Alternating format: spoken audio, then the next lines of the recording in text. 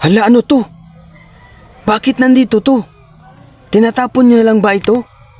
Hindi po ba kayo marunong magpapahalaga sa maliliit na bagay? Kahit piso lang to. Pero importante din ito sa ating pang-araw-araw na pamumuhay.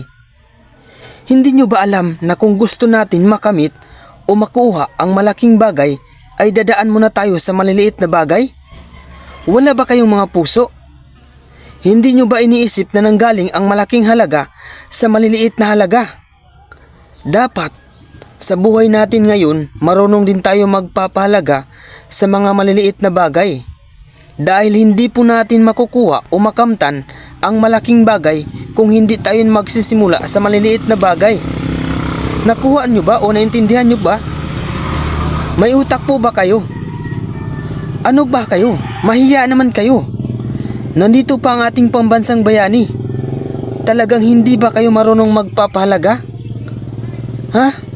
Ano ba kayo? Pilipino ba kayo? O Chinese? O Amerikano? O Japanese? Ano ba? Mag-isip naman kayo.